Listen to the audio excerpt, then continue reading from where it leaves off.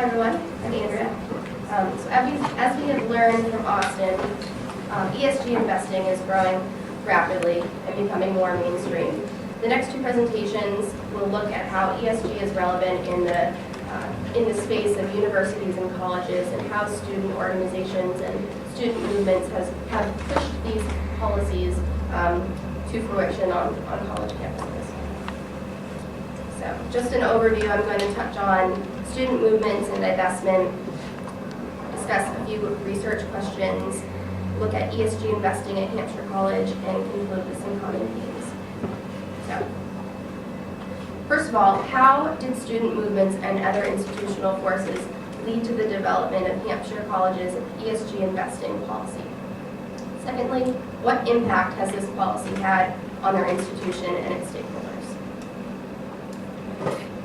So just a broad history of student movements. In the 1970s, students initiated a call for institutions of higher education to divest or withdraw their funds that maintained operations in South Africa. By 1988, 155 universities had divested partially or fully, totaling over $300 million.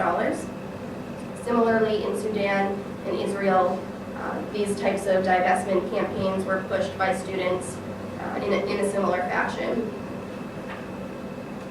More recently, students have been increasingly concerned with the effects of climate change, and over 200 universities have joined 350.org's Do the Math campaign, which continues to look at exclusionary screens. The campaign's website states that the ask is to have schools immediately freeze any new investments in fossil fuel companies and divest from direct ownership of fossil fuel public equities and corporate bonds within 5 years. One school that's done that is Hampshire College. So what is Hampshire? Hampshire is located in Amherst, Mass. They're a very small liberal arts college with 1,500 students. They are known for student activism, and they have an endowment worth approximately $25 million. So why is Hampshire relevant in this discussion? Firstly, because Hampshire shares the same investment advisor as UNH, Prime Buckles, which is located in Portsmouth, New Hampshire. Secondly, their environmental social governance factors are directly embedded within their strategic plan and their mission statement. And thirdly, they have a strong culture of sustainability, as we do here at UNH. So just a few key dates to look at. In 1976, they were the first school to divest from South Africa. In 1977, they established a socially responsible investment policy and formed a committee on investment responsibility. So just take a look at that quickly. Their investment committee is called FIRE, which stands for Committee at Hampshire on Investment Responsibility.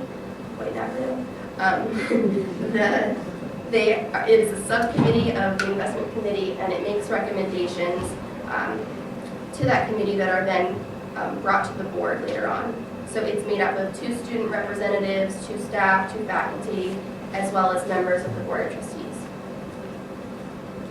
In 1994, their policy was updated, and in 2011, it transitioned over to a broader ESG policy.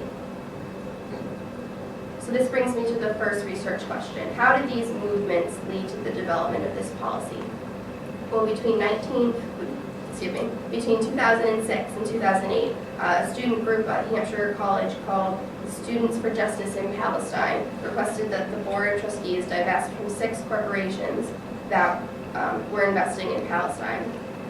So soon after, this variety of human rights concerns between Sudan and South Africa, the college decided to switch their policy to cover ESG criteria that focuses on the majority of social and environmental concerns that had previously arisen and will potentially arise in the future.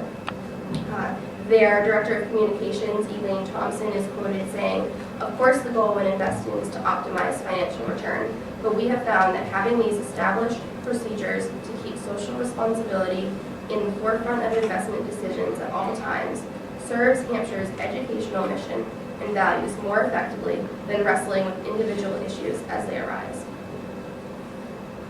So to take a closer look at their policy and what they actually incorporate within their investment strategy, they sort of, as Austin briefed us on, they favor companies that provide beneficial goods and services, maintain fair labor practices and a healthy work environment that demonstrate innovation for environmental protection and provide a benefit to their local community and to society at large.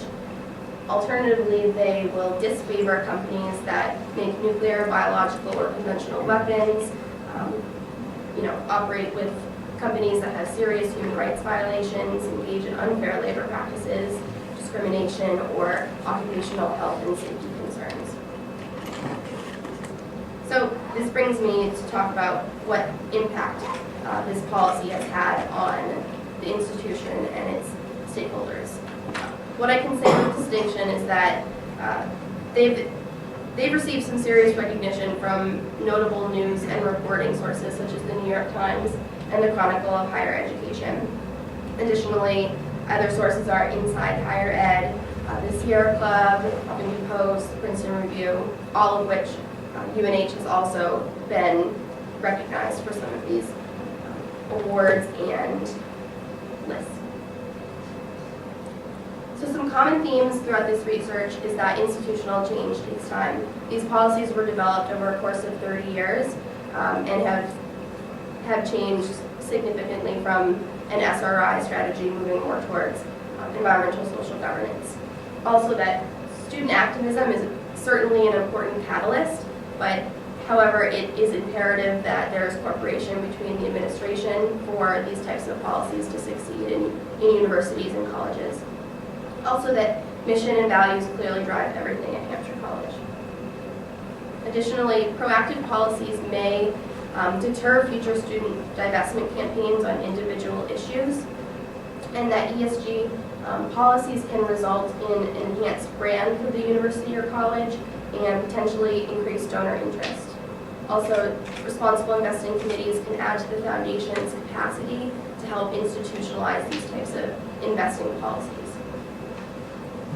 So for future research, primary research will need to be done on how Hampshire's policy has specifically impacted their endowment financially with their specific financial performance, whether have they seen greater returns or has it been equal, donor behavior, have they had more interest with specific high donating numbers, student retention and recruitment.